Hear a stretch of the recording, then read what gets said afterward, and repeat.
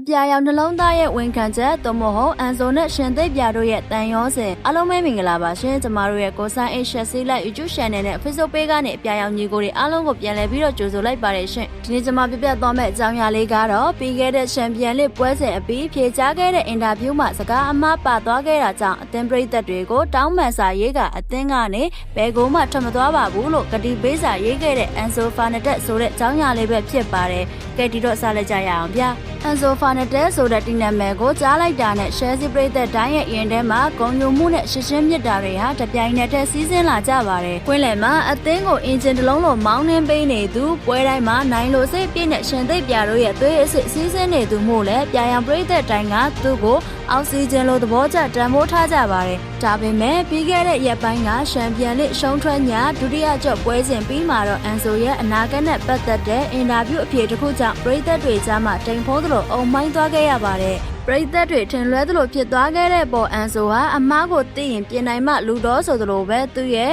H Twitter အကောက်ကနေတဆင့်ရင်ထဲကလာတဲ့တောင်းပန်စကားကိုအခုလိုပဲအလေးနဲ့ထားရေးသားလာခဲ့ပါတယ်။အန်ဆိုကကျွန်တော်ပြီးခဲ့တဲ့အင်တာဗျူးအကြောင်းအများကြီးပြန်လည်စဉ်းစားနေမိပါတယ်။အမှန်တိုင်းပြောရရင်ဒါကိုကျွန်တော်ရဲ့ရင်ထဲကနေတိုက်ရိုက်ပြောပြဖို့လိုအပ်နေပါပြီ။ကျွန်တော်တောင်းပန်ပါတယ်ကျွန်တော်ရဲ့စကားလုံးတွေကြောင့်ခင်ဗျားတို့တဦးတယောက်ကိုမစိုးစိတ်မသက်မသာဖြစ်စေခဲ့ရင်စိတ်ပြတ်သွားစေခဲ့ရင်ဒါမှမဟုတ်သစ္စာဖောက်ခံရသလိုခံစားသွားစေခဲ့ရင်ကျွန်တော်တောင်းပန်ပါတယ်ဒီအသင်းဟာကျွန်တော်အတွက်တာမန်ကလပ်အသင်းတစ်ခုတည်းမဟုတ်ပါဘူးဒါဟာတာဝန်ယူမှုတစ်ခုဖြစ်သလိုဂုဏ်သိက္ခာတစ်ခုလည်းဖြစ်ပါတယ်မိသားစုတစ်ခုလည်းဖြစ်ပါတယ်ဆိုပြီးရေးသားလာခဲ့သလိုအရေးကြီးဆုံးအချက်အနေနဲ့ဒါကြောင့်ကျွန်တော်ရှင်းရှင်းလင်းလင်းပြောပြစေကျွန်တော်ဘယ်ကိုမှထွက်ခွာသွားမှာမဟုတ်ပါဘူးကျွန်တော်ဒီအသင်းရဲ့အမှတ်တစိတ်တွေတိုက်ပွဲဝင်မှုပွဲတိုင်းမှာကျွန်တော်စီမှာရှိသမျှအရာအားလုံးကိုပေးဆက်သွားဖို့ဒီမှာပဲရှိနေမှာပါလို့အခိုင်အမာကတိပြုလိုက်ပါတယ်ဒီစာသားကိုမြင်လိုက်ရတဲ့အချိန်မှာရှယ်ဆီပရိသတ်တယောက်အနေနဲ့ကျွန်တော်ရဲ့ရင်ထဲမှာနေသားသလိုလင်းလက်သွားခဲ့ပါတယ်ရှင်းရှင်းရှိမှမျက်ရှိဆိုသလိုစိတ်ပူခဲ့သမျှဒီတောင်းပန်စာကြောင့်ကျွမ်းမဲ့ကျင်းတဲ့ဆရာဖြစ်သွားခဲ့ရပါပြီ